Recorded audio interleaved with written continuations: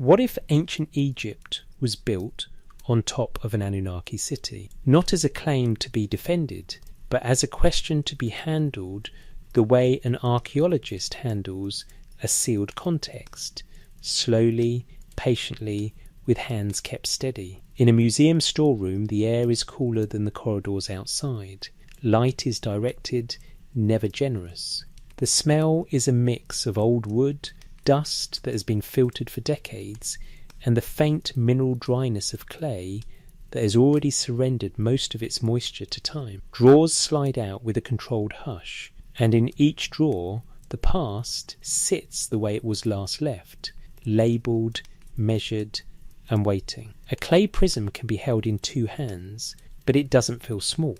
The World Blundell Prism, Ashmolean Museum, AN 1923.444, listed in the Cuneiform Digital Library as P384786, turns the idea of history into something you can rotate. 4 faces, each inscribed in columns, each line pressed into the surface with a reed stylus long gone. The edges are softened. The script is sharp. When the light catches it at an angle, you see the wedge marks like tiny cuts in dried riverbank mud. The opening lines do not begin with hesitation. They begin with order. They speak of kingship as something that arrives from elsewhere, something bestowed, something lowered into the world rather than invented inside it.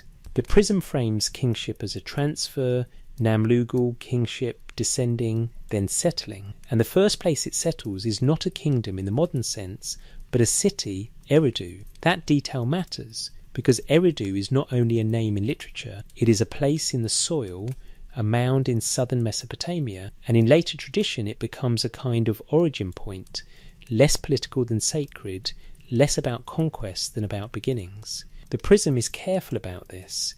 It moves from city to city as if tracing a path that kingship takes across the land. Eridu, Bad Tibira, Larak, Sippar, Shuruppak. Each city is treated like a station in a sequence, the way layers in a trench are treated, one above another, each belonging to a different moment. And then the text introduces a dividing line that feels like a change in sediment, a flood. On the World Blundell Prism, Ashmolean Museum AN 1923.444, the flood is not described with poetry first. It is described as a boundary in the record, a pivot point where the list resets, where what follows is treated as a new arrangement of authority. It is not simply a catastrophe, it is a marker between eras. When you read that kind of structure, you start to understand why ancient people could look at a landscape of ruins and believe that what they were building was not the first version of anything. It was a later version, a restoration, or a return, or a continuation after a break, and built on top of stops being a metaphor. Because in archaeology, superposition is a daily fact. A new floor laid over an older floor, a new wall faced over an older wall, a temple rebuilt on the same axis because the axis itself has become sacred. In Mesopotamia, cities often grew upward as much as outward, turning inhabited ground into tells, layered mounds of human decisions compressed into earth. If we carry that habit of thought to Egypt, carefully, without forcing it, then the title's question becomes more precise. Not did aliens build Egypt, not is there a hidden city under the pyramids, but something quieter. What if Egypt's earliest sacred architecture, its sense of where to build, how to orient, how to name a foundation, was placed upon an older layer of memory? Not necessarily an older Egyptian city in the conventional archaeological timeline, and not necessarily a literal buried metropolis that can be uncovered intact like a stage set. Sometimes an older city is preserved in procedures, in how a sanctuary is renewed, in how a place is declared chosen, in how authority is explained. Sometimes the buried thing is not stone, but a blueprint in the mind, a remembered pattern treated as inheritance. That is where the Anunnaki enter this investigation, not as visitors from the sky, but as they appear in the cuneiform record as a category of divine beings associated with decisions, decrees, and the ordering of the world. In the Sumerian king list tradition preserved on the Weld Blundell Prism, the world begins already organised enough to receive kingship. The implication is subtle, but it lingers. Before the first named ruler, there is a framework.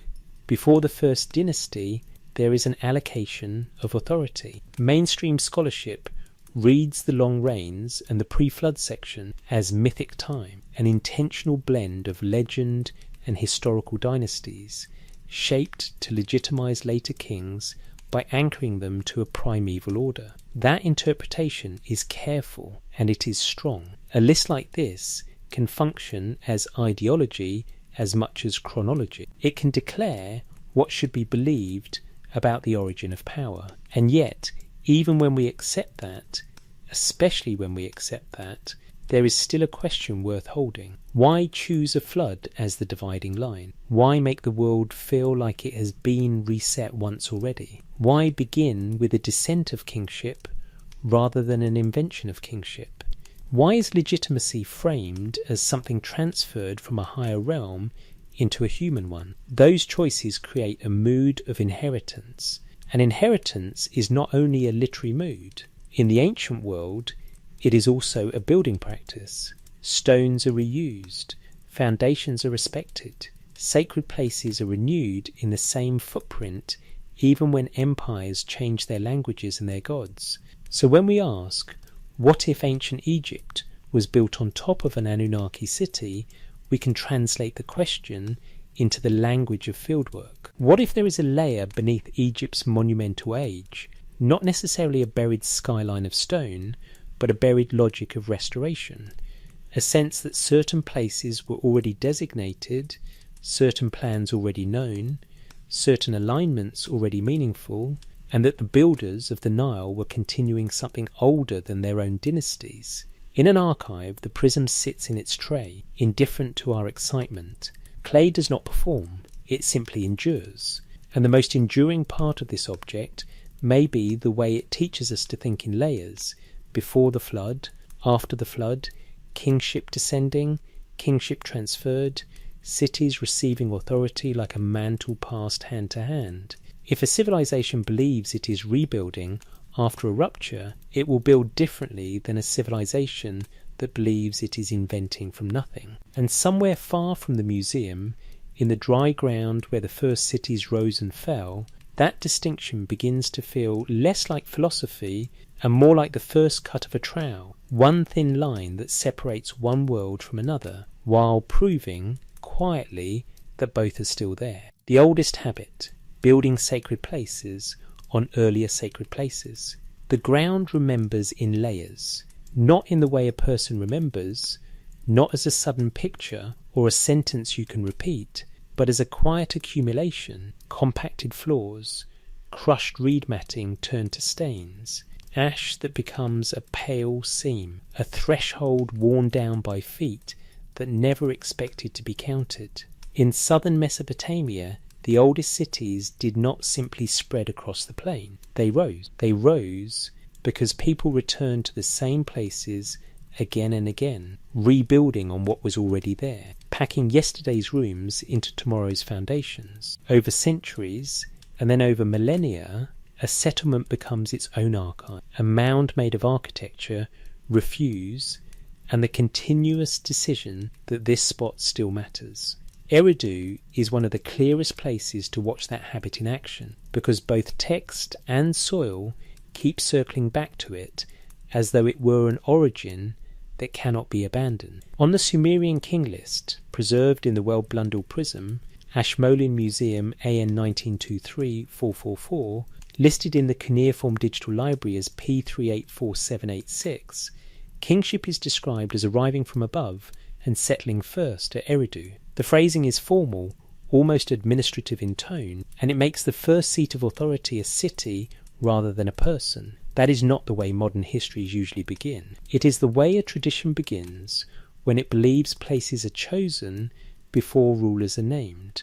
The soil at Eridu answers that belief in its own language. On the main mound at Eridu, often called Abu Shirain, archaeologists in the mid-20th century, including Fuad Safar and Seton Lloyd, excavated a deep stratigraphy that revealed successive sacred buildings stacked through time. The details of those levels belong to excavation notebooks, plans and final reports, but the broad point is straightforward and difficult to avoid. At Eridu, sacred space was renewed by building again on the same sacred space, aligning new work over old work as though the earlier footprint retained authority. This is what built on top of means in field terms. A later foundation cuts into earlier floors. A new wall repeats an older line. A platform rises because a previous platform is already there, and because the act of replacing it would feel like a kind of erasure. In long-lived sacred landscapes, rebuilding is not just repair, it is ritual. It is continuity made physical. And once you understand that, the title's question begins to change shape. If ancient Egypt was built on top of something older, the disciplined first step is not to imagine a hidden city fully preserved under the sand, waiting like an intact stage set. The disciplined first step is to ask what on top of looks like when it is real. Sometimes it looks like bricks over bricks. Sometimes it looks like a place that refuses to move. Sometimes it looks like a civilization that speaks of beginnings in the language of restoration, of renewing what was already designated, rather than in the language of invention. Mesopotamian texts are unusually comfortable with this layered way of thinking. The Penn Museum's flood tablet, CBS 1673 from Nippur, often described as the Nippur Deluge tablet and exhibited as B10673, preserves a Sumerian narrative that includes the creation of humans, the naming of antediluvian cities and their rulers, and then the flood itself described as a storm, lasting 7 days and 7 nights before the return of the sun. The museum record also notes that the surviving passages include divine instructions about establishing cities under specific divine protectorship, and that the flood functions as a reset line after which order must be regranted and restabilized. The important thing, for our purposes, is not the drama of the storm, it is the structure of memory. This is a worldview where history has a hard seam in it, before the flood, after the flood, and yet something passes across that seam, names, cities, authority, procedures, the idea that there is still a correct way to rebuild the world. Mainstream scholarship generally treats these flood and kingless traditions as mythic frameworks woven together with later historical dynasties, powerful ideological storytelling that legitimizes present kings by anchoring them in primeval time. That reading is careful, and it accounts for a great deal. Ancient scribes were not naive, they were skilled at using the past to make a political argument. But even if we accept that, there is still an archaeological question hiding inside the literary one. Why do so many traditions insist on a reset and then insist that order resumes as though it is being restored, not invented? Why describe authority as descending, transferring, moving from city to city like an office that can be handed over? Why speak as if there is a correct arrangement the world returns to even after catastrophe? Those are the kinds of questions that make built on top of feel less like speculation and more like method.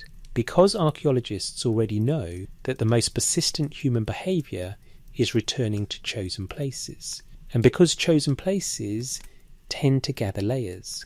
At Nippur, where CBS 1673 was excavated, the story of discovery itself reflects this pattern of layered inheritance. The tablets came out of the ground through expeditions whose records were scattered across archives, notebooks, registers and correspondence, and later scholars have had to rebuild contexts, reconstructing where objects came from, how they moved, how their associations were lost and then partially recovered. Even our modern knowledge is sometimes built on top of earlier work, not always cleanly, not always completely, but with the same stubborn hope that the original plan can be traced. Now, Egypt's materials can seem different. Stone endures with a confidence clay does not.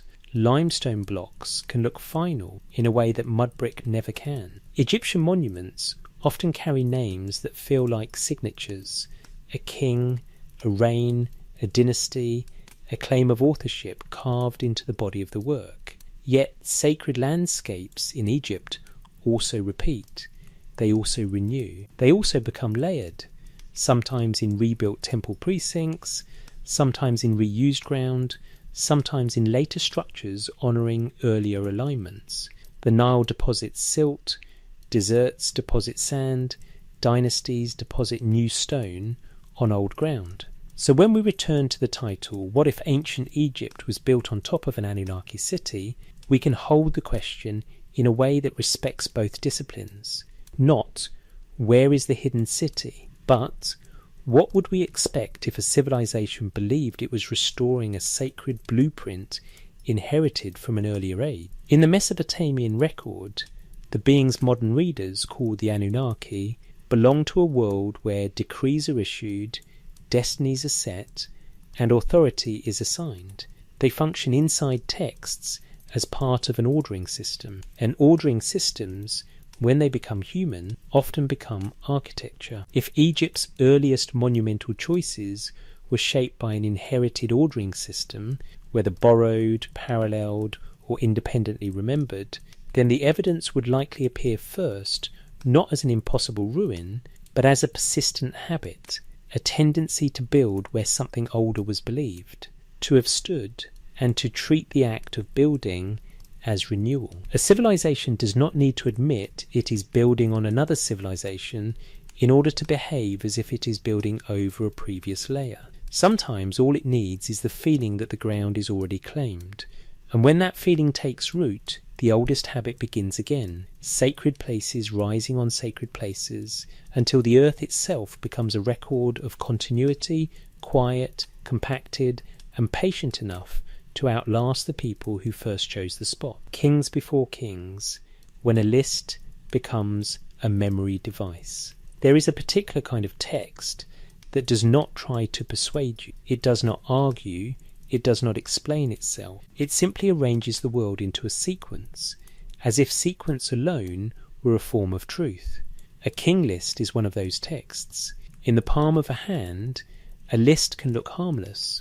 Lines, names, numbers, yet a list can also function like a foundation trench. Once it is cut into the ground of memory, later generations build along it, not always consciously, often as habit. The list becomes an invisible alignment that keeps returning, like a wall line that insists on being rebuilt. The Weld-Blundell prism, Ashmolean Museum AN 1923.444, listed in the cuneiform digital library as P384786, is not the earliest copy of the Sumerian king list tradition, but it is one of the most complete prisms of the Old Babylonian era, and that fact alone is revealing. A prism like this is already an act of copying. Someone decided this record must endure, must be portable, must be repeated in a stable form. Clay does not preserve itself by accident. It is baked, curated, passed along, and eventually carried into modern collections.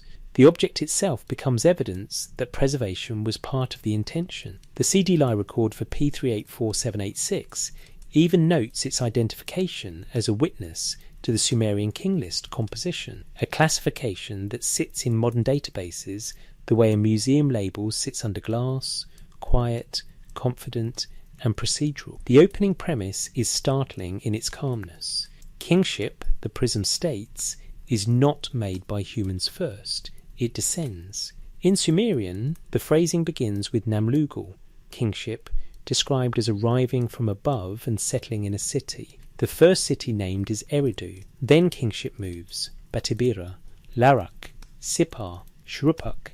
It is a motion of legitimacy, not a tale of conquest. Authority is treated like an office that can be transferred, relocated, reseated. Mainstream interpretation, presented plainly, reads this as political theology, a structured ideology that makes power feel ancient, cosmic, inevitable. To list cities in sequence is to imply there is a correct order of precedence among them. To say kingship descended is to place political authority outside human bargaining. The list becomes a claim that later rulers inherit a sanctioned pattern, not merely a throne. That explanation accounts for much. But there is a second feature that the prism places into the record with equal calm: the flood. In the Well-Blundell prism tradition, the flood is not merely a story event. It is a hinge. It divides the list. It resets the world. The prism treats it as a boundary that can separate one category of kingship from another, while still allowing the institution itself, Namlugal, to continue. A rupture followed by continuity. That is a very specific way to remember time. In modern history, we like continuity to be uninterrupted. We prefer neat chronologies. We prefer the feeling that development proceeds forward by accumulation. But in the king list structure, accumulation is interrupted, then it resumes. The list implies that something can be lost and then returned, like a city rebuilt after destruction, like a temple renewed after abandonment. It is here that the title's question begins to press gently into the evidence. If ancient Egypt were built on top of something older, whether an older site, an older design logic, or an older memory of how sacred space should be ordered, then we might expect Egypt's own narratives of kingship and origins to show a similar tension: rupture and continuity, break and restoration, a sense of authority arriving from a realm beyond normal human time, not as proof, as a pattern worth testing. Because a king list is more than names. It is a memory device. It compresses time into manageable form. It makes the past navigable. It transforms vast spans, some historical, some legendary, into a single line of descent. And once that is done, the list becomes a tool. It can be consulted, recopied, adapted. It can be placed into school exercises. It can be used to anchor local pride or imperial ambition. The prism's format itself reinforces that function. A flat tablet is read from one face. A prism is rotated. You read one column, then you turn the object, and the sequence continues. The physical gesture becomes part of the act of remembering. It is a slow turning, a repeated motion, a ritual-like handling of ordered time. Now consider what it means for a civilization to carry a text that begins before ordinary time. The pre-flood section is where many modern readers become impatient, and where careful historians become cautious. The reign lengths are extreme. The arithmetic feels symbolic. The names belong to a world that is half familiar, half unreachable. Scholars commonly interpret this as mythic time, not literal chronology, an intentional portrayal of an age when the world was different, when the rules of human life were not yet fixed, when kingship belonged more to the divine sphere than the human one. And yet, even if we accept that these reigns are symbolic, the list still performs a crucial act. It insists that there was an organised world before the flood. Cities existed, kingship existed, the sequence existed, then a catastrophe came, then the sequence continued. This is not a tale of invention, it is a tale of return. And that is the philosophical framework we are testing throughout this script. What if the Sumerians preserved knowledge rather than invented it? What if texts like this are not only myths, but also the formal packaging of inherited memory, compressed, stylized, preserved because the outline mattered, even if the details blurred? In that light, the Anunnaki context becomes more subtle. The Sumerian king list does not need to describe the Anunnaki directly to participate in an Anunnaki-shaped worldview. It is enough that kingship is framed as descending from a higher realm, that authority is treated as granted rather than negotiated, that cosmic order precedes human administration. The list becomes a shadow of a larger theological architecture, one in which beings beyond humanity set frameworks that humanity later inhabits. Mainstream scholarship would call this mythology and ideology. A more speculative reading, kept carefully speculative, would ask a different question. What if the descent language preserves a memory of instruction, of templates handed down, of standards imposed, of a remembered period when the rules of kingship were were said to come from outside the human community, not as aliens, not as modern visitors, but as the texts describe them, authoritative beings who determine order. If that possibility has any weight at all, it would not show itself first as an impossible buried city. It would show itself as a consistent cultural habit, building legitimacy on older legitimacy, building sacred ground on older sacred ground, building architecture on inherited alignments. A list does this in words, a temple does it in bricks, a pyramid does it in stone. So the question becomes quieter again, as it should for careful work.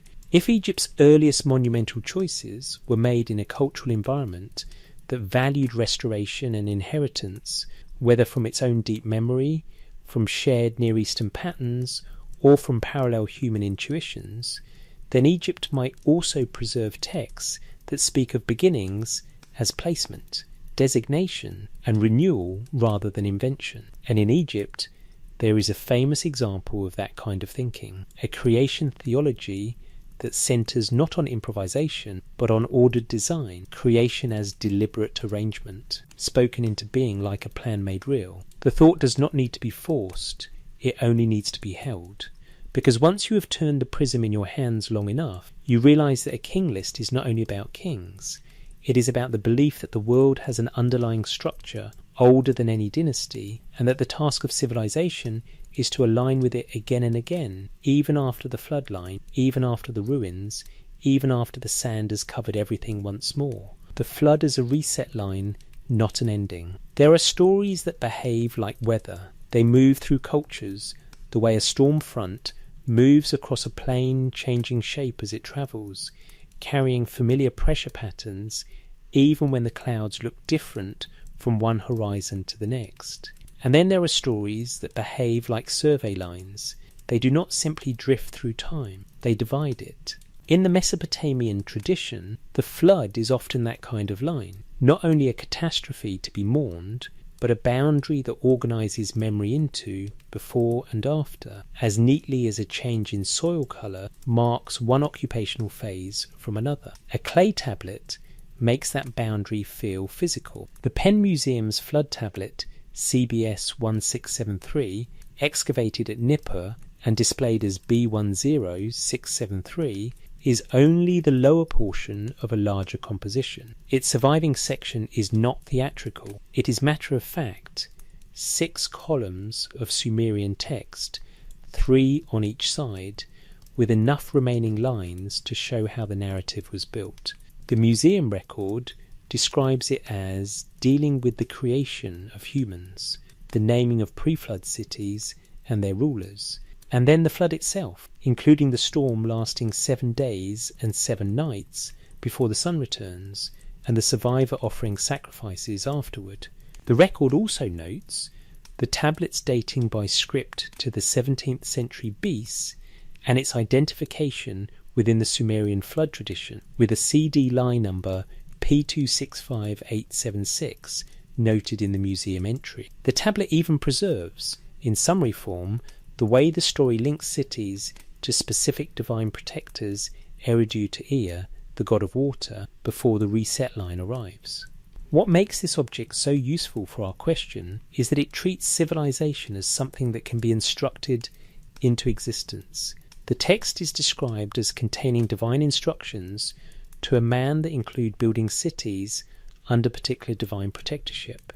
That phrasing is not the language of improvisation. It is the language of allocation, of assigning a framework, then expecting humans to build within it. Mainstream interpretation tends to treat this as theological storytelling, a sacred explanation of why the world is the way it is, why suffering exists, why human life is fragile, why order requires divine sanction. It also functions as a charter of sacred geography, where certain cities matter because they are linked to certain gods. In this reading, the flood is a moral and cosmological device, an event that dramatizes divine power and human dependence.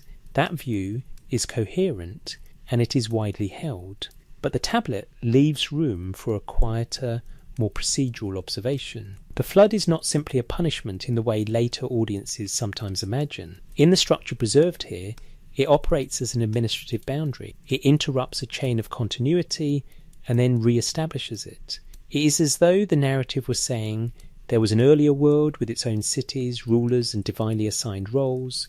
Then there was a reset. Then the world that follows is not invented from nothing, but rebuilt with knowledge of what existed before. If we keep our phrasing careful, we can say it this way: the evidence indicates that the Sumerian tradition preserves a concept of refoundation. That concept becomes even clearer when we step sideways from CBS Horn 673 and listen to the flood story as it survives in the broader Sumerian textual tradition. In the electronic text corpus of Sumerian literature's translation of the flood story, the narrative includes a passage where, after kingship has descended from heaven, the exalted crown and throne of kingship descend as well, and then the bricks of cities are laid in holy places. Names of those cities are announced and distributed, Eridu is given to Nudimud, and other cities are assigned to other deities. Later, when the flood arrives, the storm and waves rock the great boat for 7 days and 7 nights, until Utu, the sun god, appears again, and the survivors, Yudsura, offer sacrifices, and An and Enlil grant him life like a god and settle him in Dilmun, where the sun rises. That translation, even in its fragmentary gaps, preserves a striking rhythm: allocation, interruption, restoration. Notice what this rhythm does to the imagination of architecture. When a story says, in effect, cities were assigned, bricks were laid, holy places were established, it frames building as obedience to an earlier decree. When a story then introduces a flood, it frames catastrophe as a reset line. But the reset line does not erase the plan. It tests whether the plan can be carried across.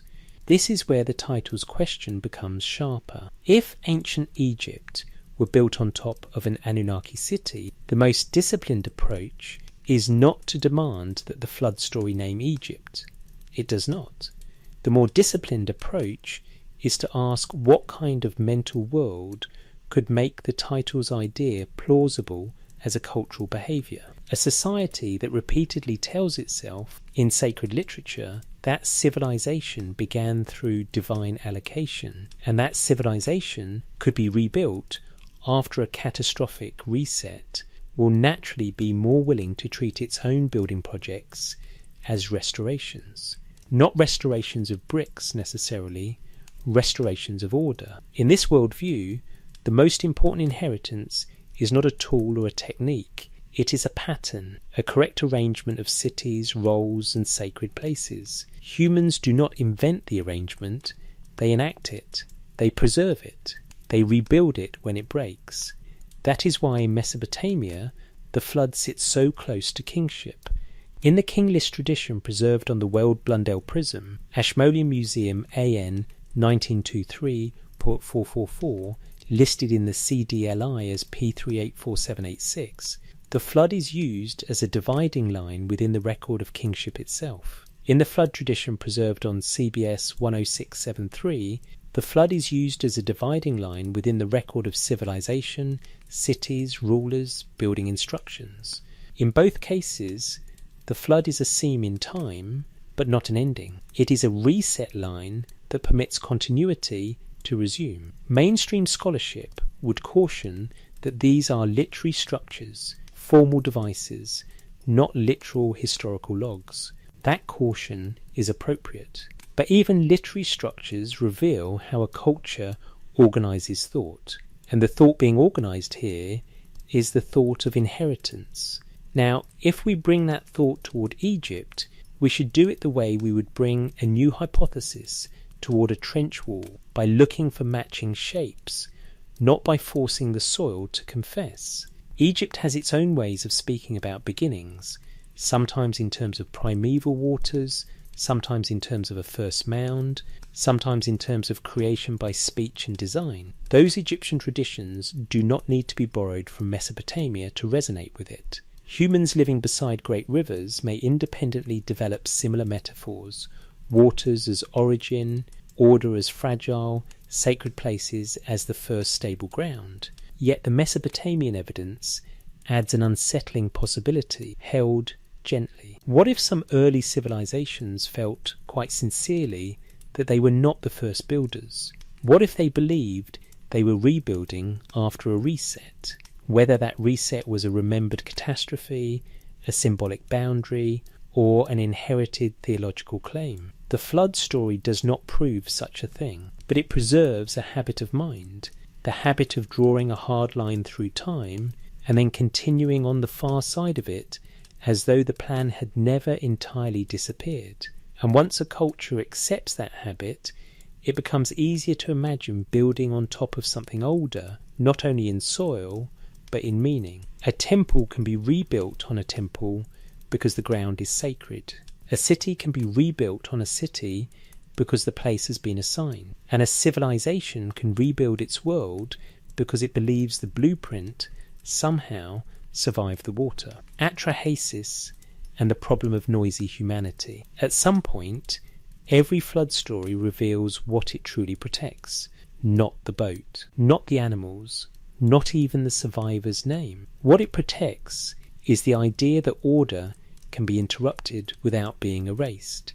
In the British Museum, there is a clay tablet whose damage feels almost like part of its message. It is the lower portion of a larger text, its right upper quarter missing, its surface chipped and worn, yet its identity remains clear in the museum register, museum number 78941, registration number 1889,426.234, described simply and precisely as the Babylonian story of the flood, and recorded as coming from Sippar in southern Mesopotamia. It is dated in the museum record to 1635 BC and associated with the reign of Amisaduqa, regnal year 12. The object is large for a tablet, about 25 centimetres long, heavy enough that you would feel it in your forearms if you held it for long. It is clay, and it carries the quiet weight of an official memory. When modern audiences meet Atrahasis, they often approach it as a moral tale.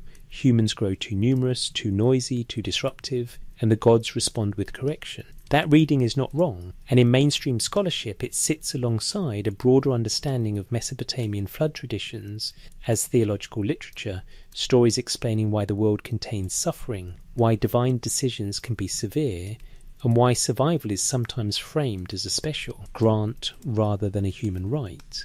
But a close look at the way the tradition is preserved invites an additional observation, one that is less moral and more administrative, because the noise problem is not described like sin, it is described like disturbance. It is the kind of disturbance that interrupts rest, interrupts governance, interrupts the smooth functioning of a world that is supposed to be regulated. In that sense, the flood is not merely punishment. It is a reset mechanism, one of several attempted measures in the large Atrahasis tradition meant to restore a manageable equilibrium. And when a story frames catastrophe as a corrective instrument, it begins to resemble a record of management. Not management in our modern language, but management as the ancient imagination could conceive it. The world as something that must be kept within acceptable limits, using decrees, interventions, and, when nothing else works, radical resets. This is where the Anunnaki context becomes important, but only in the way the texts themselves allow. In Mesopotamian literature, councils of gods decide, announce verdicts, and enforce boundaries. In the Sumerian flood tradition, the decision is framed as the word of the divine assembly that cannot be revoked, and the order announced by An and Enlil that cannot be overturned, a phrase preserved in the flood story translation tradition where the warning is delivered not directly to the hero, but spoken to a wall, as if the message must pass through a barrier to avoid breaking an oath. That detail is subtle, and it is easy to miss, but it suggests a world where even the gods are constrained by procedure. Mainstream interpretation treats these procedures as narrative devices, ways of dramatizing divine authority, and ways of explaining why one god can secretly help humans while still maintaining a public stance of obedience to the council's decree. Yet the overlooked detail remains. The story is structured like a system with rules. There is an assembly, there is a verdict, there is an oath.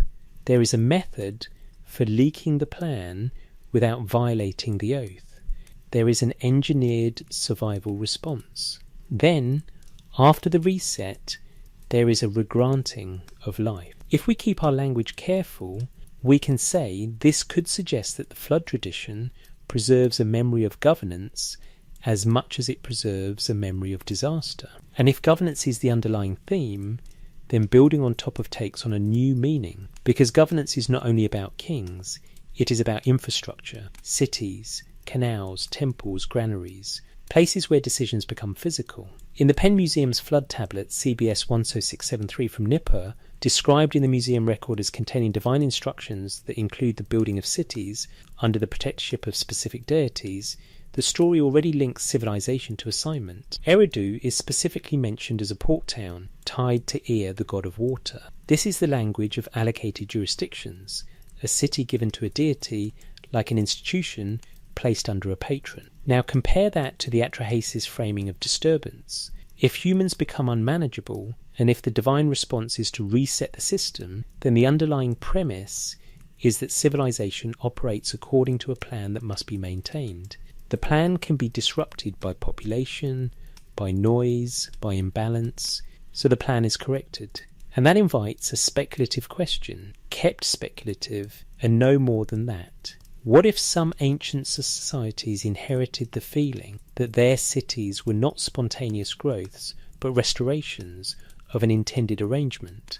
What if the deep anxiety beneath the flood stories is not only fear of water, but fear of losing the blueprint? In that light, the phrase Anunnaki city becomes less sensational and more structural. Not a hidden metropolis of impossible stone, but a conceptual city, an originating model of ordered space, administered from above, assigned, regulated, periodically reset when it drifts too far from its intended limits. This would align with a broader Mesopotamian pattern, where sacred architecture is repeatedly rebuilt on earlier sacred footprints, as at Eridu's main mound, Abu Sharain, where deep stratigraphy exposed successive sacred buildings stacked through time in the excavations associated with Fuad, Safar and Seton Lloyd.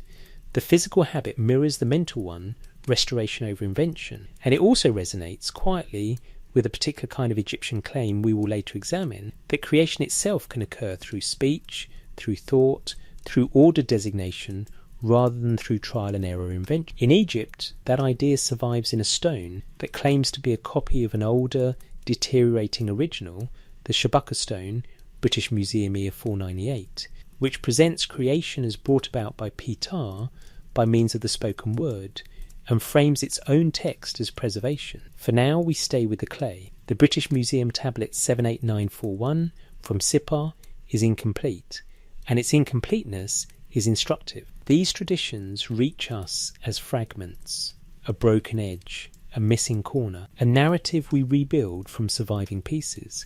That is exactly what built on top of looks like in scholarship as well. We inherit partial records, then we reconstruct. We inherit foundations, then we rebuild. And we inherit the possibility that some of the oldest civilizations understood themselves not as the first builders, but as caretakers of an order that had already been established, an order that could be disturbed, corrected and restored again and again, even when the water rose. When the cosmos is drafted like a blueprint, some tablets do not read like stories. They read like work. Not the work of labourers hauling bricks, but the work of planners deciding what must exist, what must be named, what must be separated from what, and what must be kept in its proper place, so the whole does not drift back into disorder. This is where creation literature becomes unexpectedly relevant to architecture, because a society that imagines the cosmos as an arranged structure will often imagine the city the same way, as an ordered space that should be laid out, maintained, and defended against collapse. In the British Museum's Kuyunjik collection, the fragments recovered from Nineveh, the library associated with Ashurbanipal, there is a small Neo-Assyrian tablet fragment called K8526. It is only a corner, a piece of clay no wider than a few fingers, yet the museum description identifies it as part of the fifth tablet of the Epic of Creation, Enuma Elish, and it notes that it is a duplicate of K3567. Even in fragment form, it sits inside a larger, carefully arranged composition, a seventuplet series that ancient scribes treated as a canonical account of how the world becomes inhabitable. A fragment like this does not give you a complete narrative in your hand. It gives you something else. It gives you the confidence that a text was worth standardizing, that scribes copied it, duplicated it, stored it, and preserved it in an organized library. It gives you the sense that creation itself was not merely imagined, but curated, kept in a stable textual form so that order could be remembered the same way each time by each generation that learned to read. Mainstream scholarship tends to approach Enuma Elish as theology and politics, a creation story shaped to exalt a particular god and by extension a particular city and its authority. In that reading, the series becomes a way to explain why power is legitimate, why hierarchy is correct, why the world has a ruler. The creation of the cosmos mirrors the creation of imperial order. That is a strong reading, and it fits the setting well. But there is another layer that becomes visible when you listen to the creation language not as myth first, but as procedure. Creation in these traditions often happens through division, assignment, measurement, and naming. Chaos is not defeated only by violence. It is defeated by arrangement. A boundary is established, a role is defined, a function is assigned, a place is fixed. And this is where the older Sumerian material begins to harmonize with the later Akkadian tradition, even when the stories differ. In the Sumerian flood tradition, preserved on the Penn Museum's CBS 1673 from Nippur, and also in the broader translation tradition of the Sumerian flood story, the narrative includes the laying of city bricks in holy places and the announcing and distributing of city names, as though civilization begins when a plan is spoken into an ordered geography. The flood then arrives as a reset line, but the story resumes as though the system's principles remain intact. The implication, held gently, is that the blueprint survives. Now, there is an object in the British Museum that helps us see how Mesopotamian literature can blur the line between cosmic blueprint and civic blueprint, even when the clay is fragmentary. K8526, described as a right-hand corner fragment of Enuma Elish Tablet Phi, is itself a reminder of how fragile the physical record can be. Yet the museum catalogue still places it within a series, identifies its role, and even notes its duplicate relationship. A broken tablet corner still participates in an intact conceptual architecture. That is the first lesson. The second lesson is quieter. The series treats order as something that can be written. And if order can be written, it can be transmitted, it can be inherited, it can be restored after rupture. If the title's question is to remain disciplined, what if ancient Egypt was built on top of an Anunnaki city? Then we should allow ourselves to interpret Anunnaki city through the lens the texts themselves provide, not as a secret underground metropolis perfectly preserved, but as an originating order, an administrative and cosmological framework attributed to divine beings, preserved in writing and treated as prior to human kingship. In Mesopotamian religious vocabulary, beings like the Anunnaki are not introduced as builders in the way modern imaginations might prefer. They are introduced as part of the world's authority structure, associated with the underworld, with assemblies, with destinies, with decrees.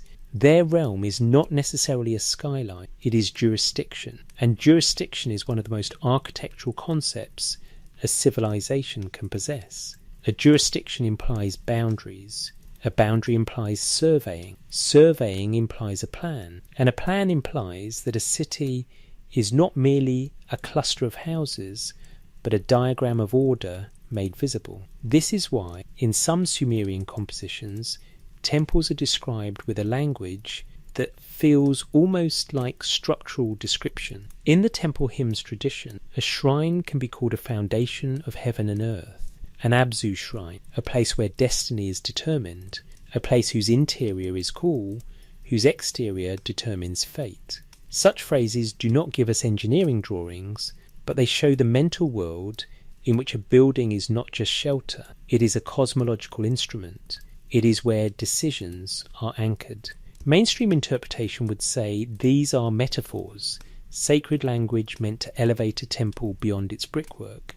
That is likely true. But metaphors are not random. They are chosen from the most meaningful experiences a culture has: water control, boundary setting, the balance between interior and exterior, the difference between a cool sanctuary and a blazing courtyard, the feeling that a threshold separates one mode of being from another. So when Enuma Elish speaks about creation as ordering, it feeds a broader cultural appetite for seeing order as something structured, assigned, and preserved.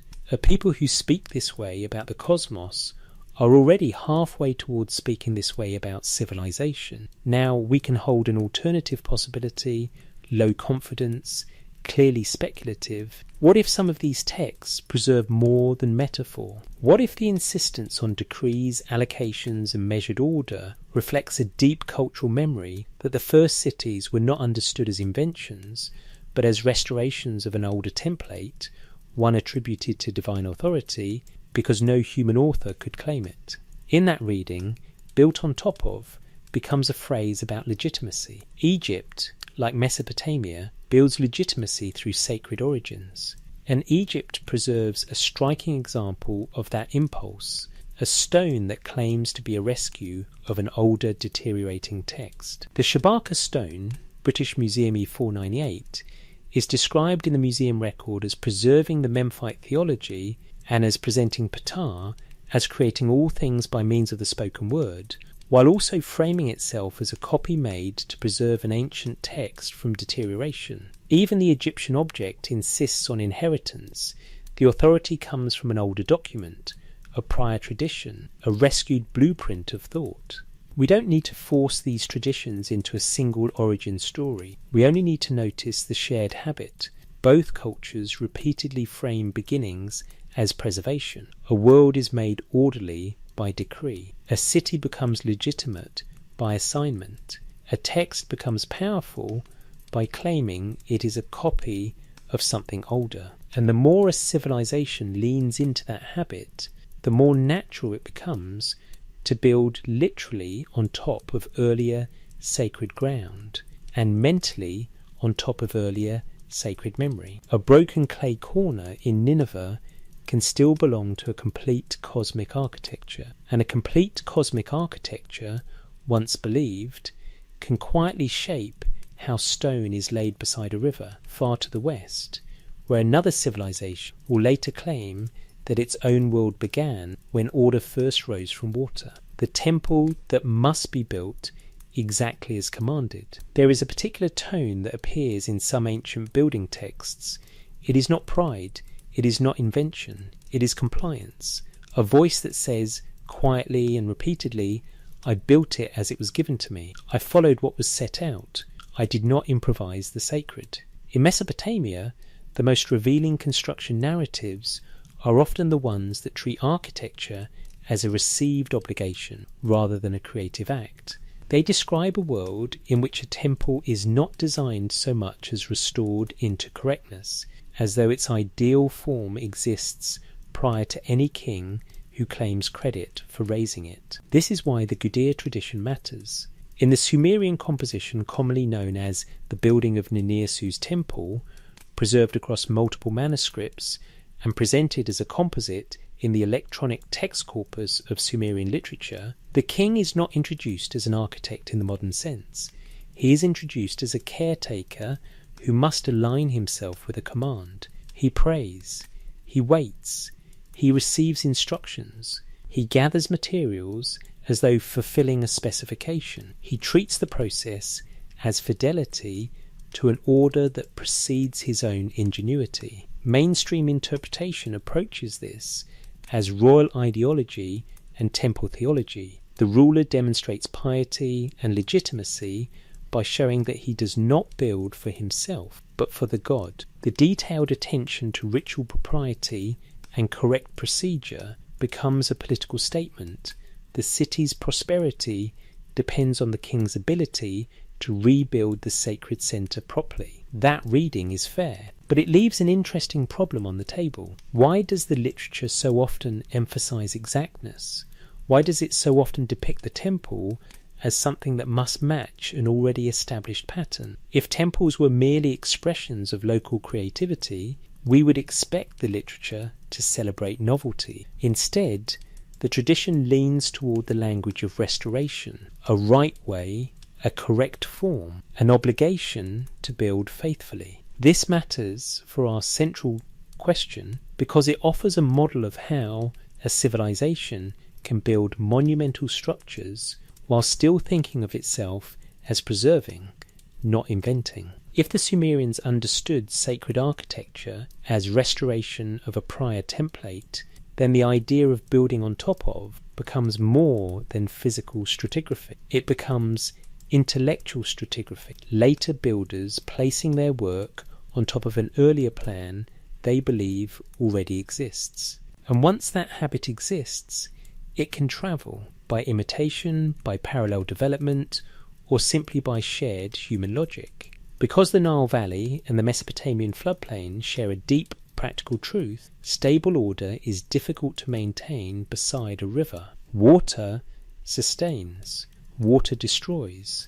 The same environment that feeds the city can erase it. In such landscapes, the urge to treat the right arrangement as something inherited, something that must be recovered after disruption, becomes almost inevitable. Here, the earlier evidence begins to settle into a single pattern without needing repetition. The Sumerian king list tradition, preserved in the World Blundell Prism, Ashmolean Museum AN 1923 Bot 444, listed in the Cuneiform Digital Library as P384786, frames kingship as something that descends and then relocates city by city, as though legitimacy is transferable and place-based.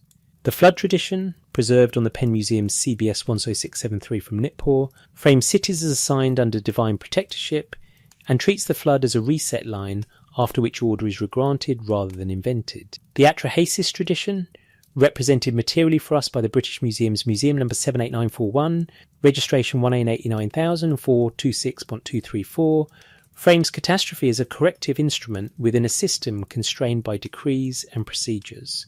And now the temple building tradition adds a new angle. Even when the world is stable enough to build, building itself is framed as obedience to a pre-existing design. This is the point at which an alternative possibility can be held gently and only as speculation. What if some of these commands are not merely theological decoration? What if they preserve a cultural memory that the earliest sacred forms were received, handed down, rather than invented? That the first temple plans were believed to originate with beings beyond ordinary humanity, and that later kings gained legitimacy by claiming they rebuilt according to those older specifications? This is not the same as claiming modern blueprints existed in a technical sense. The texts do not require that. The texts only require that the Sumerians believed in a correct form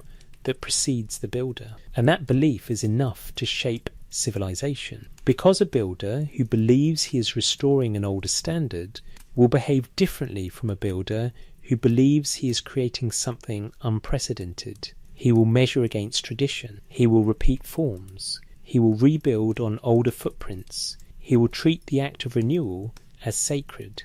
When people say, in modern language, that a civilization came out of nowhere, they often mean that monumental forms appear suddenly in the archaeological record. But from inside these texts, monumentality does not appear suddenly. It appears as reappearance, as return, as the resumption of a known order. This is where Egypt begins to come closer, not in claims about hidden ruins, but in the psychology of sacred construction. Egyptian monumental building is famously confident in stone, yet Egyptian tradition also preserves the idea that true authority comes from alignment with an older order, Ma'at, the correct balance, the right arrangement of the world. When Egyptian texts describe creation as the emergence of order out of primeval waters, they are describing a world that must be continually restored, not merely celebrated once. And Egypt even preserves an artifact that frames itself as a rescue of an older text, the Shabaka stone, British Museum E498, described in the museum record as presenting creation by Ptah through the spoken word, while also presenting the inscription as an attempt to preserve an earlier, deteriorating document. The message embedded in the object is simple. What matters most is not new speech, but preserved speech. So, if we hold the title's question in the most disciplined way, the investigation becomes calmer. What if built on top of an Anunnaki city does not mean that Egypt is literally perched on a buried Mesopotamian metropolis? What if it means something subtler, that Egypt's earliest sacred architecture may have been laid onto an inherited idea of sacred order, an older blueprint of how a world should be arranged, just as Mesopotamian kings claimed to rebuild temples by command, and just as Mesopotamian lists claimed. Kingship descended and then resumed after the flood. A temple that must be built exactly as commanded is not only a building, it is a confession that the builder believes the design already exists. And once a civilization confesses that belief, once it makes preservation a virtue, it becomes possible for stone to rise in a new land while still being treated as a continuation of something older, unseen, and never fully explained. Egypt's memory of creation by speech, plan and placement. In Egypt, origins are often described without hurry. The first moment is not always an explosion or a battle or a dramatic conquest of chaos. Sometimes it is simply the arrival of order, spoken, named and placed where it belongs, as though the world becomes stable the instant it is correctly described. A stone in London preserves one of the clearest expressions of that Egyptian instinct. The Shabaka stone, British Museum E498, is a heavy rectangular slab of conglomerate, nearly a metre tall, reused at some point as a millstone. Its surface bears the scars of that later life, areas of hieroglyphs worn away by grinding, as if the act of daily bread making slowly erase parts of an older memory. The museum record describes it as preserving the only surviving copy of an Egyptian religious text, usually referred to as the Memphite theology, and it associates the surviving inscription with the reign of the Nubian pharaoh Shabaka of the 25th dynasty, around 710 BC, stating that it was originally set up in the Temple of Ptah at Memphis. It also reports that the creation myth presents Ptah as responsible for the creation of all things by means of the spoken word, and it notes the text's own claim that Shabaka sought to preserve an ancient worm-eaten document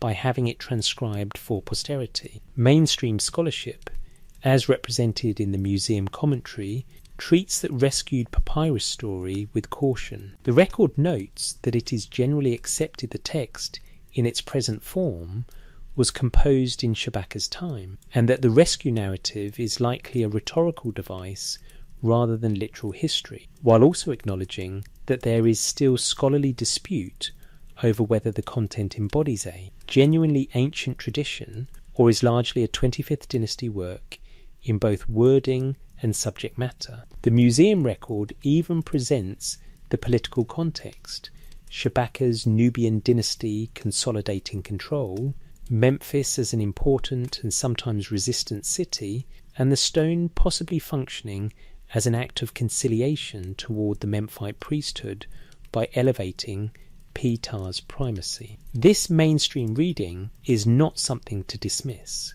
It is careful, historically grounded, and it respects how royal inscriptions can use ancient source framing to create authority. A text can claim antiquity as a strategy. Yet even when we accept the possibility of strategy, the stone still reveals something that fits our larger investigation. Because the stone does not merely claim that Ptah creates, it emphasizes how he creates.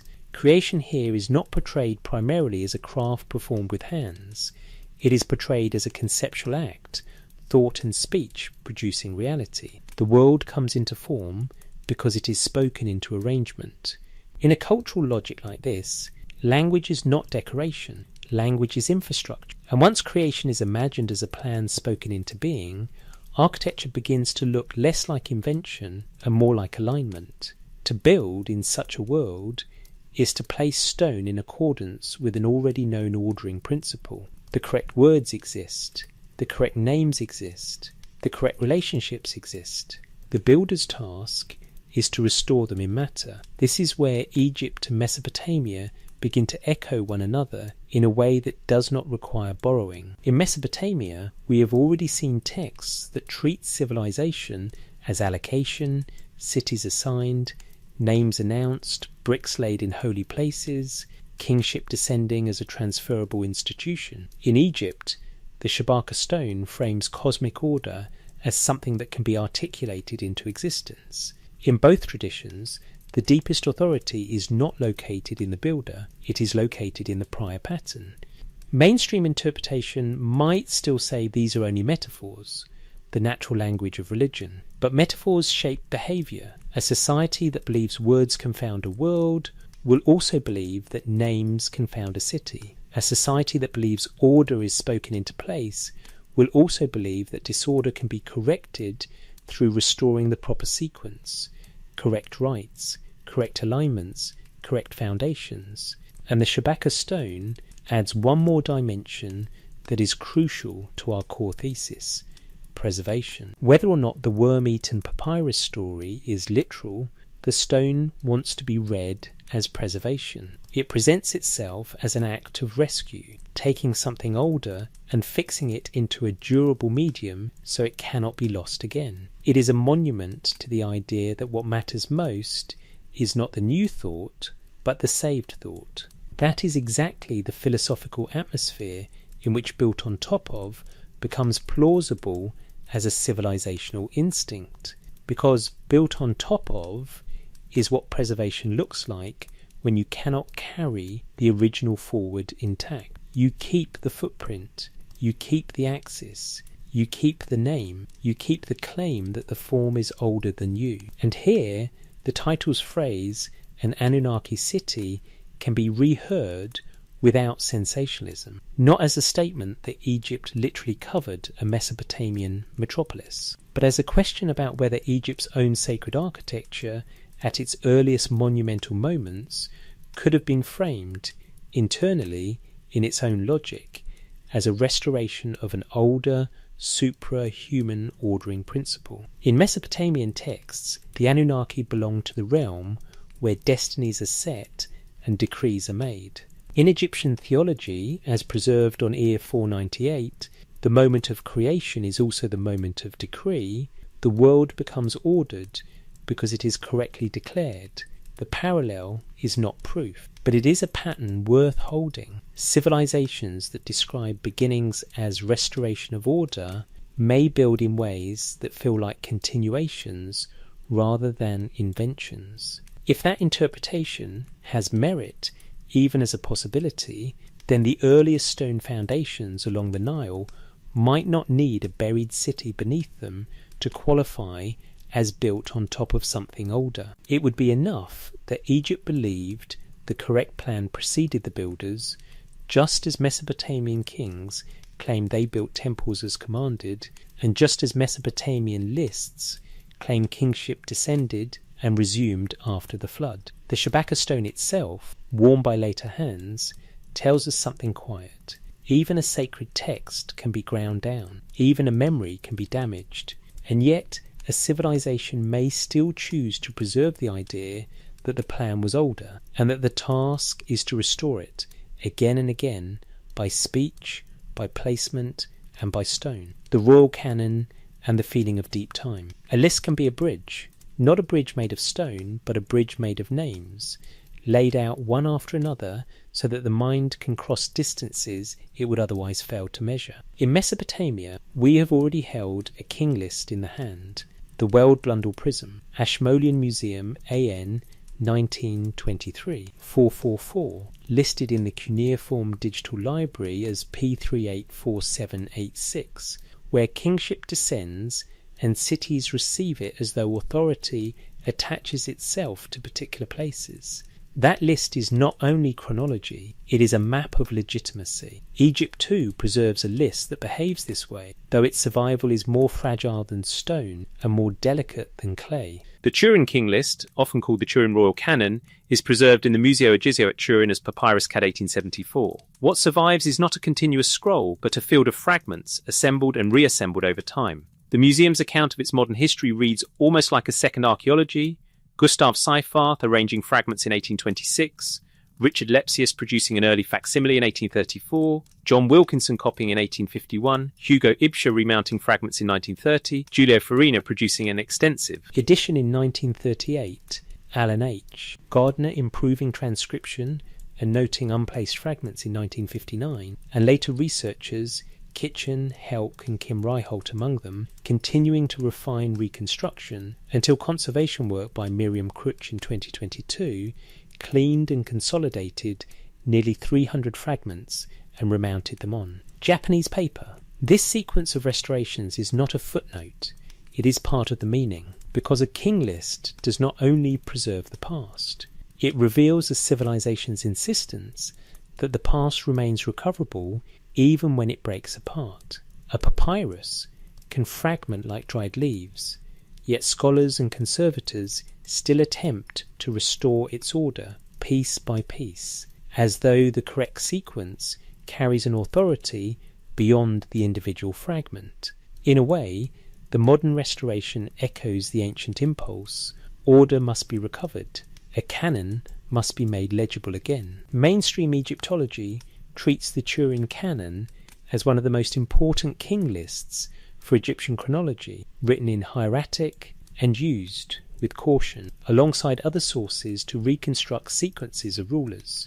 It is also understood as a document that can contain gaps and problems because it is damaged, because it is fragmentary, because the act of reconstruction is difficult.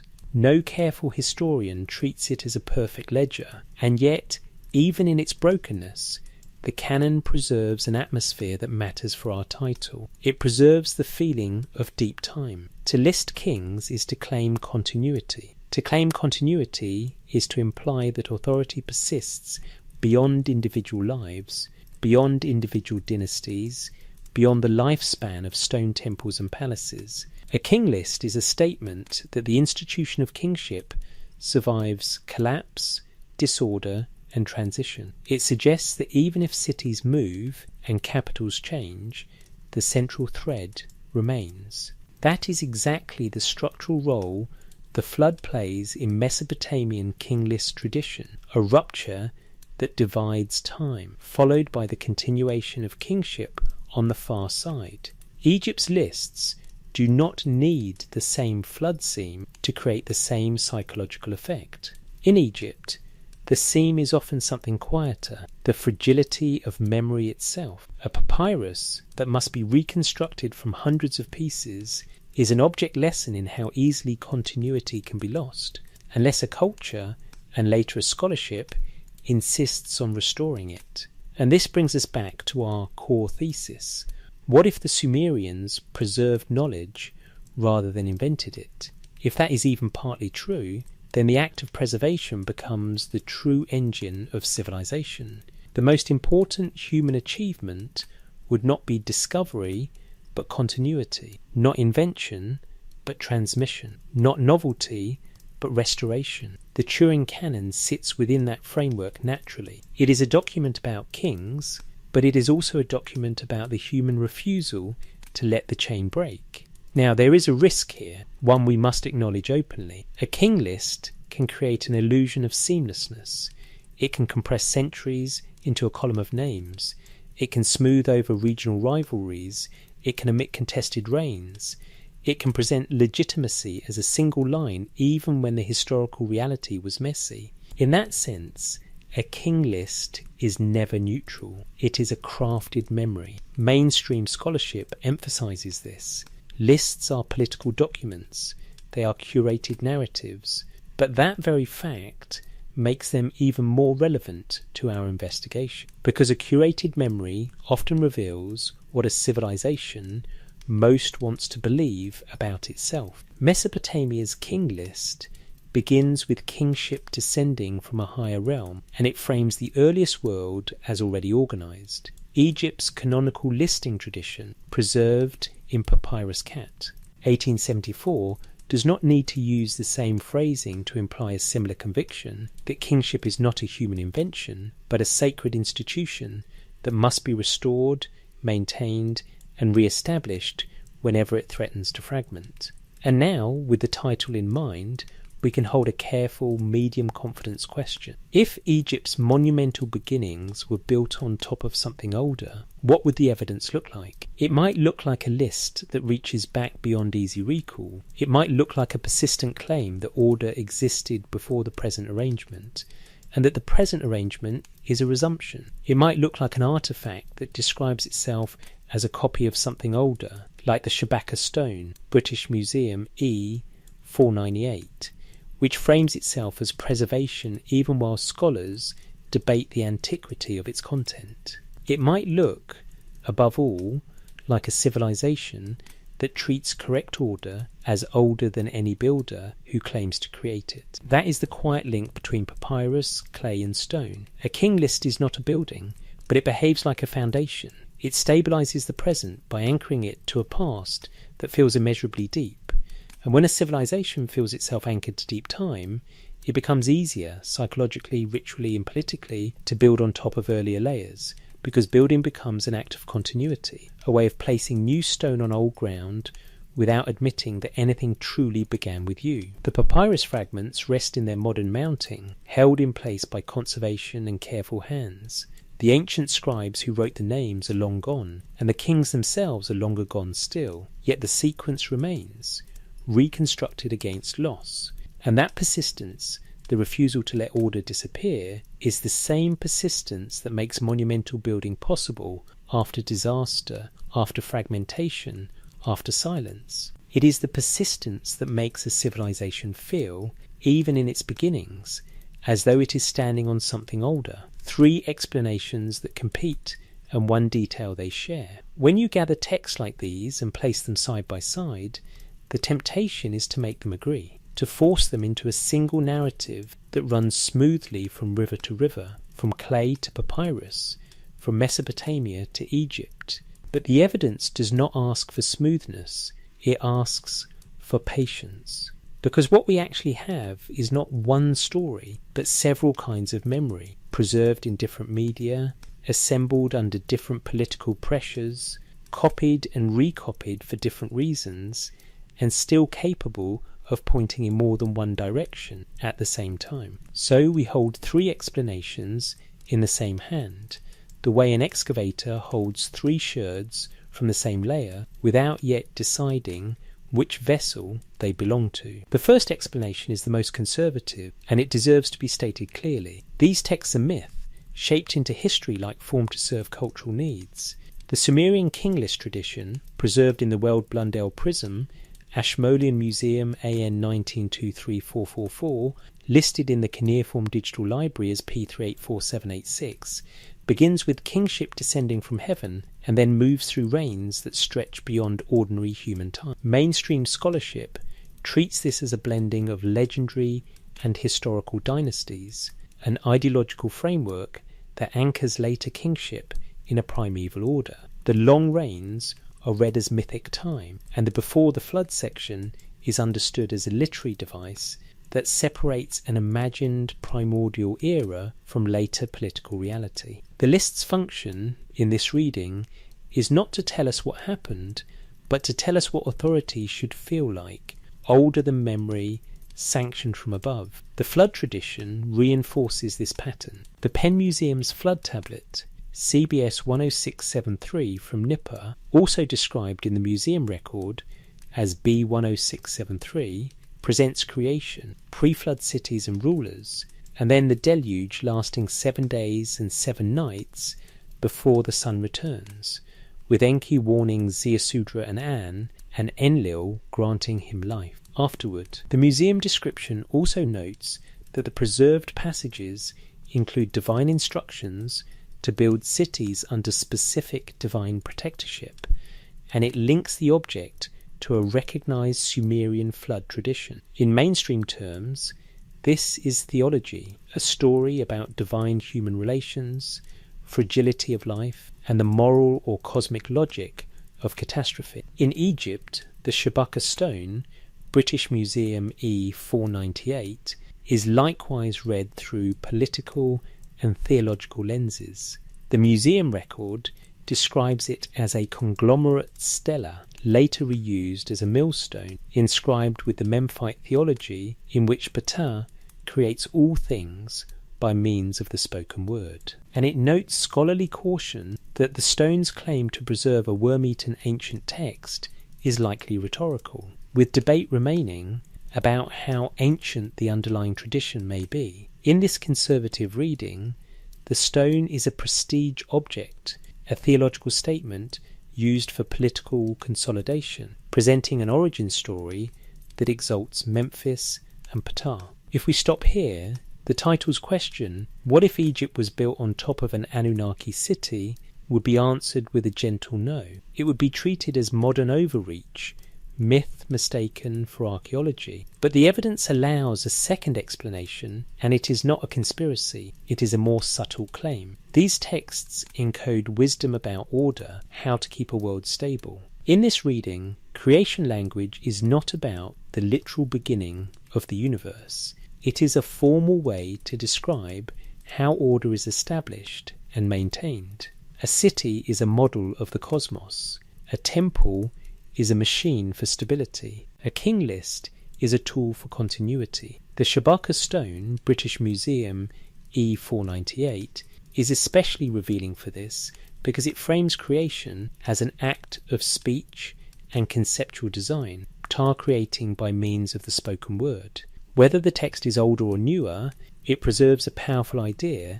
The world becomes livable when it is properly articulated, properly named, properly arranged. And in Mesopotamia, the flood traditions preserve a similarly procedural feeling. Even where the narrative is dramatic, the structure is administrative, decisions are made by assemblies, verdicts are issued, and actions unfold as though constrained by rules. In the Sumerian flood tradition reflected in CBS 673's museum description, Enki reveals the god's plan, urges the Asudra to heed advice, and the flood lasts a specified duration, 7 days and 7 nights, before order resumes. The storm is severe, but the story's architecture is controlled.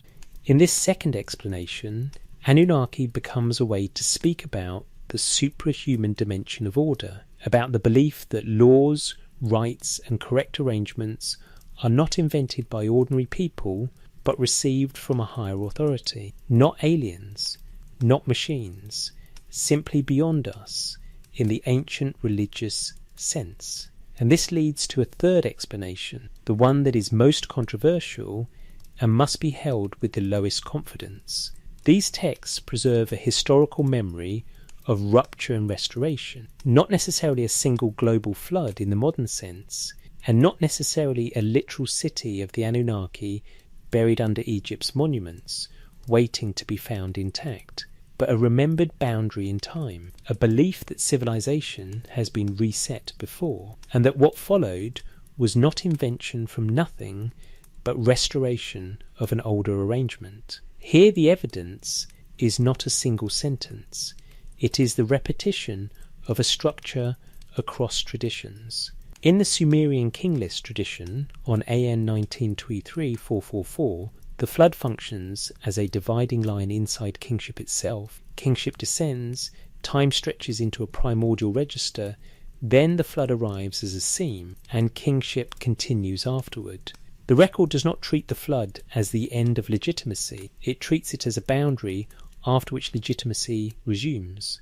In the Sumerian flood tradition, as preserved on CBS 1673, the flood likewise divides time, yet the narrative maintains continuity by preserving the concept of assigned cities, divine protectorship, and regranted life. In this structure, the flood does not erase the blueprint.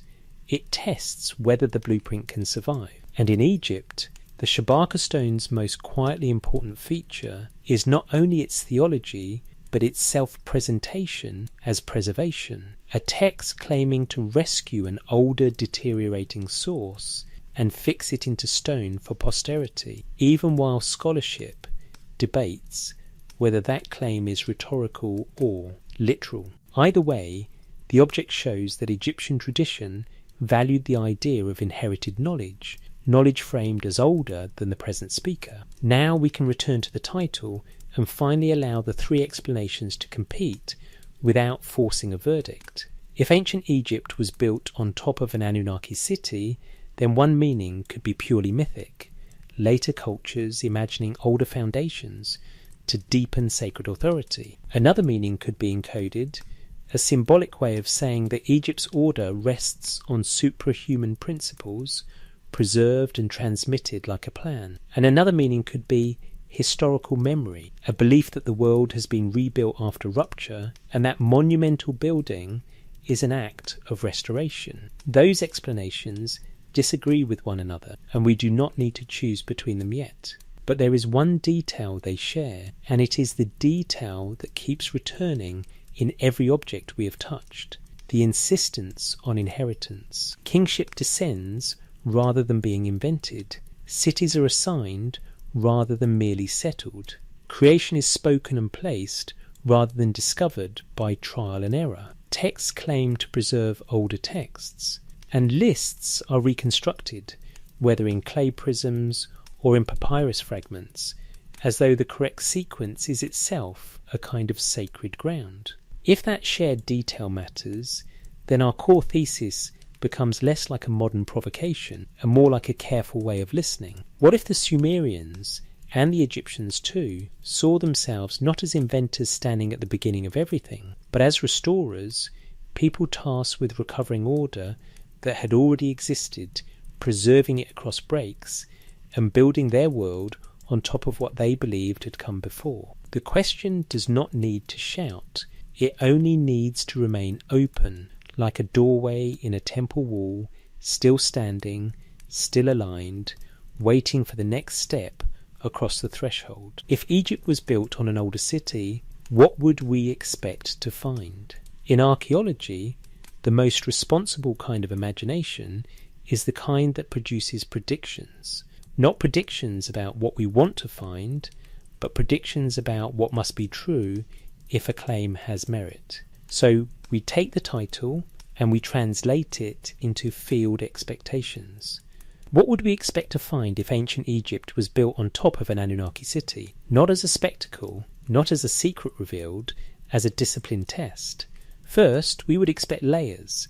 This is the most ordinary expectation, and therefore the most powerful. If a sacred landscape is reused across deep time, it accumulates superposition, new floors laid over old floors, new walls cutting through earlier rooms, renewed platforms built higher as earlier surfaces sink or are ritually sealed. Mesopotamia gives us a clear model for this impulse at Eridu, where excavation work associated with Fouad Safar and Seton Lloyd is widely discussed for revealing deep stratigraphy on the main mound, Abu Shurain, including successive sacred building phases. The point is not the exact count of levels in your mind.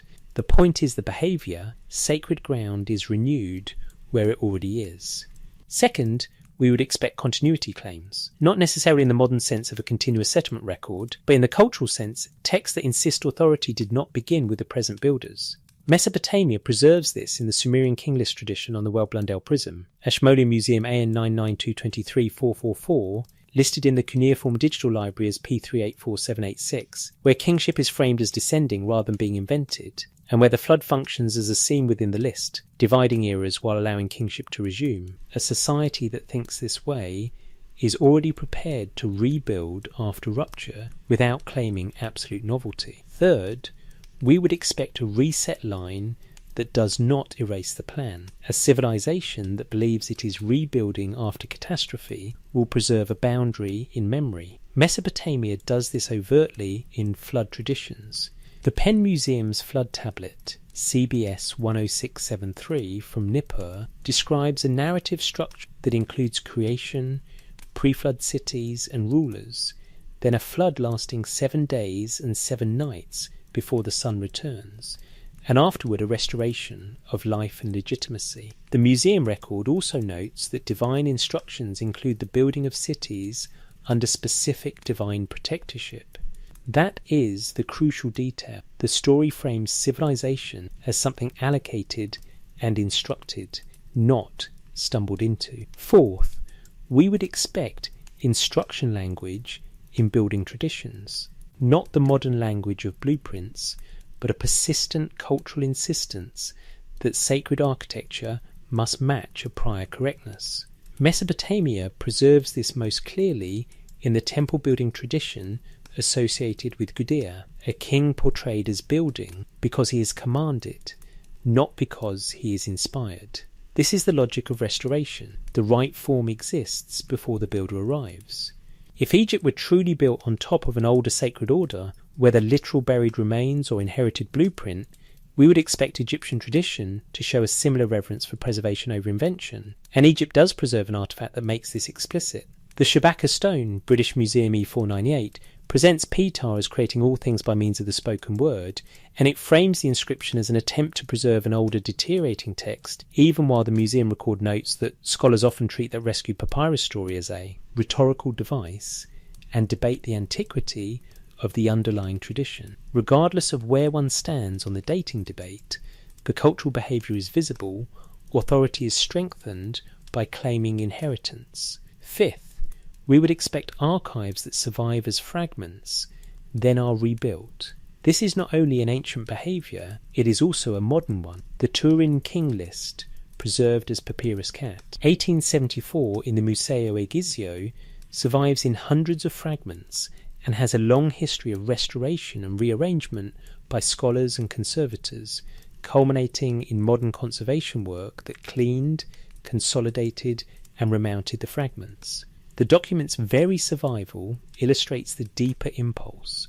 When the record breaks, people still try to reassemble the sequence, because sequence is treated as meaning. Now we can ask the harder question. If the older city beneath Egypt were literal in the strongest sense, an earlier urban layer under later monuments, then the expectation would also include material traces, earlier occupation surfaces, earlier foundations, reused blocks with earlier tool marks, earlier ceramics, earlier organic, remains for dating, earlier alignments embedded in later architecture. But the title's most disciplined reading may not require that extreme, because a civilization can be built on top of something older without burying its walls under sand. It can be built on top of an inherited map of legitimacy, a transferred idea that the world once had a correct arrangement, that the arrangement was disrupted, and that the highest duty of kingship is to restore it. That is the shared pattern across the evidence we have handled. The Weld Blundell Prism, Ashmolean Museum, AN 1923, Port 444, CDLI P384786, frames authority as descending. The Penn Museum's CBS 10673 frames civilization as instructed and then restored after a reset. The British Museum's tablet 78941, registration 1T89,000 426.234, preserves the flood tradition in a form associated with the regnal dating framework, showing how catastrophe narratives were copied into administrative time. The British Museum's K8526 locates a creation epic within the curated memory of a library, showing standardization and duplication, order preserved through copying. The Shabaka stone, British Museum E498, frames creation as planned by speech and frames itself as preservation. The Turin King List, Papyrus Cat 1874, survives as a broken canon that modern hands still insist on restoring. So if we are looking for the Anunnaki city, the strongest, most cautious expectation is not a hidden skyline. It is a persistent habit, a habit of describing beginnings as inherited, a habit of treating sacred space as renewable on the same footprint, a habit of treating kingship as stewardship of a prior order rather than invention of a new one. And if that habit is real, then Egypt's monuments could be built on top of something older, even if the older thing is not a buried metropolis, but a blueprint carried in texts, rites, and the quiet insistence that the world has been arranged before and must be arranged again. The quiet possibility of inheritance. In the end, the evidence does not gather itself into a single answer. It gathers into a posture, a way of standing inside the past without demanding that it speak in one voice. If you return in memory to the museum drawer and the cool air, the first object we touched still holds its shape with a kind of patient refusal. The Weld Blundell Prism, Ashmolean Museum, AN 923, Port 444, listed in the cuneiform digital library as P384786, begins with a sentence that does not ask permission. Kingship descends, then settles, then moves from city to city, and time is divided by a flood like a seam in the earth. It is not a modern kind of history, but it is a deliberate kind of order. It suggests that legitimacy is older than any single king, and that the task of rulers is not to invent authority, but to receive it, preserve it, and pass it on. Then there is the clay of Nippur, which tells the same story with a different emphasis. The Penn Museum's flood tablet, CBS 10673, excavated at Nippur and displayed as B10673, preserves, in its surviving portion, a world where cities are built under divine protectorship, where the flood lasts 7 days and 7 nights, and where life continues afterward through grant and restoration. In the museum record, the most quietly important phrase is not the storm, it is the note that divine instructions include the building of cities under specific divine protectorship. Civilization is framed as something allocated, not improvised.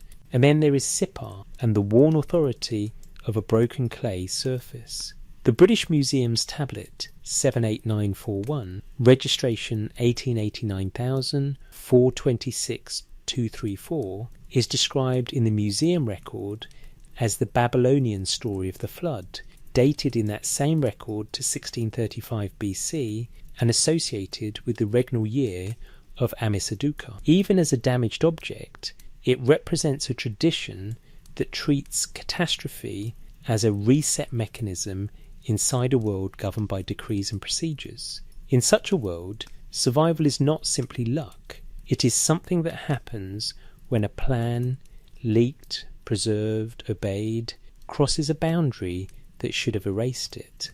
Then, far north of those floodplains, in the ruins of Nineveh, small fragments from a library speak about order in a different register. The British Museum's K8526, identified there as a fragment of the 5th tablet of the Epic of Creation, Enuma Elish, and noted as a duplicate of K3567, reminds us that even cosmic order could be standardized, copied, and curated. A canonical creation series is in its own way a blueprint, a statement that the world's arrangement is knowable, repeatable, teachable. And then the evidence crosses into Egypt, into stone that remembers itself as preservation. The Shabaka stone, British Museum E498, is described in the museum record as a conglomerate stela, later reused as a millstone, preserving the Memphite theology in which Ptah creates all things by means of the spoken word. The same museum record notes the scholarly caution that the stone's claim to be a rescue of an ancient worm-eaten text is likely rhetorical, with debate remaining about how ancient the underlying tradition may be. Yet either way, the stone performs the same civilizational gesture. It places authority in what was supposedly older than the present speaker. It insists that the most powerful knowledge is inherited knowledge. And finally, there is papyrus, fragile, fragmented, remounted by hands separated from the scribes by thousands of years. The Turin King list, preserved as papyrus cat.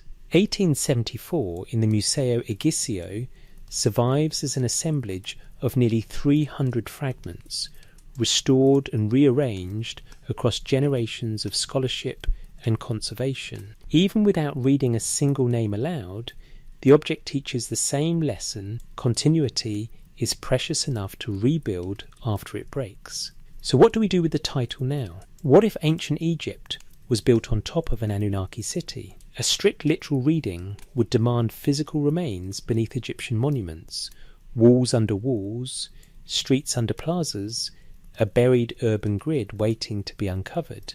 Archaeology has a method for testing that, and it does not yield easily to desire. But the texts invite another reading, one that remains inside evidence. What if built on top of means built on top of an older order, built on top of an inherited framework of legitimacy, where kingship descends, where cities are assigned, where creation is spoken into arrangement, and where the highest act of culture is not invention, but restoration? If that possibility has any weight at all, then the Anunnaki do not need to be turned into a modern certainty. In the ancient record, they remain what the record allows, beings associated with the deeper architecture of authority, assemblies, destinies, decrees, and ambiguity that can be held without forcing it open. And perhaps that is the most sleep-friendly truth the evidence offers, that civilizations often begin by claiming they are continuing, that temples rise where temples have risen before, that kings justify themselves by pointing backward. That writing is not only communication, but preservation, and that under the sand, under the stones, the oldest thing may not be a city at all, but a human habit, to treat order as something older than ourselves, and to build our worlds as though we are repairing a structure we did not design. If this idea resonated with you, you can quietly share where you're listening from and what time it is there, and then let the question rest beside you, unanswered, but carefully held.